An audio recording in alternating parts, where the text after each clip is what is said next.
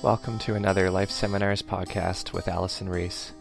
Today we'll be discussing I statements.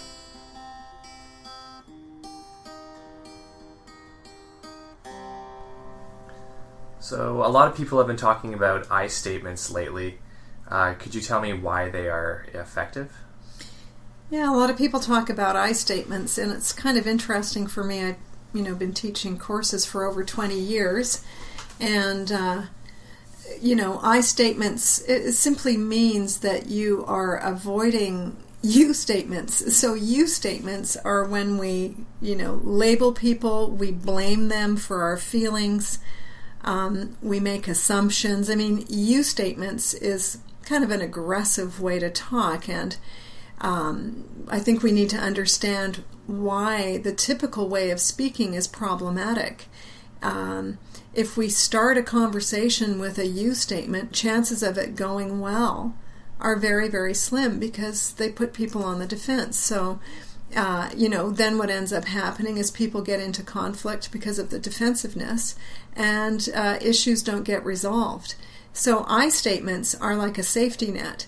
It means that if you feel upset, you're not saying to somebody, you're making me really upset. You're making an observation of simply what you see or hear. So what you see is something that you could record with a video camera. You might see that the milk carton has been left on the counter. You might see that your child has left their bicycle outside in the front yard instead of bringing it into the backyard. These are things that you simply see, so you've got to make an observation. I see that the bicycle is sitting in the front yard. I notice that there's milk on the counter. So, likewise, what you hear is not what you imagine the person is saying or what you're assuming they're saying. It's exactly what you heard them say. When I hear you say you want to go to a party where there's no adult supervision, is exactly what you're hearing your child say. So that is the first part. That is the observation. And then you get to bring in your feelings about that.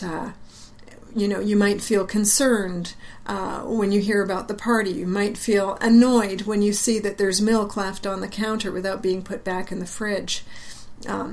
You might feel annoyed when you see that your child has left his bicycle out in the front yard instead of putting it away. But these are your feelings based on the observation. It's not blaming the other person.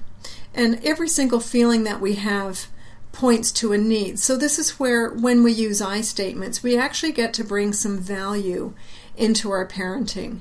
The truth is that limit setting is done verbally, and so I statements are our main tool for setting limits with our children.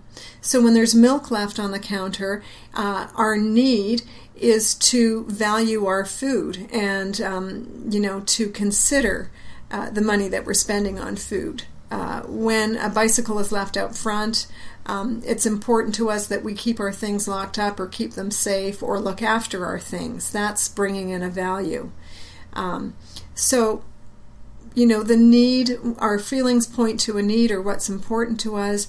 And when we talk about what's important to us, we keep it brief, but we can bring in values. And, we might say something like, it's really important that we all contribute to chores. And, when I notice that everybody is heading out at 10 o'clock when we agreed to pitch in, I feel frustrated.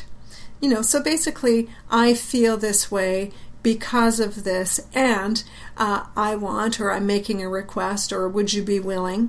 So quite often an I statement is, joined with an actual request of somebody. And if we're making a request of our children, we've got to ask them to do something rather than to stop doing something. So it's hard to do a don't. So please put your bicycle away. Please put the milk on the counter, that kind of thing. And we also have to make sure that if we're making a request of our child that is very, very specific, they know exactly what we're asking of them, and that it's something that they can actually do.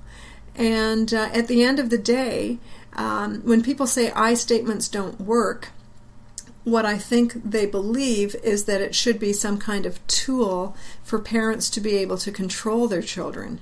And that is not what I statements are about. I statements are about taking responsibility for what comes out of your mouth.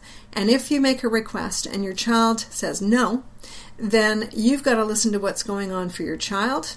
And it's the beginning of conflict resolution. So from an I statement, you might go into conflict resolution or problem solving.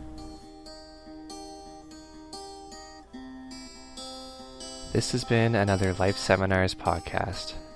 Thanks for listening.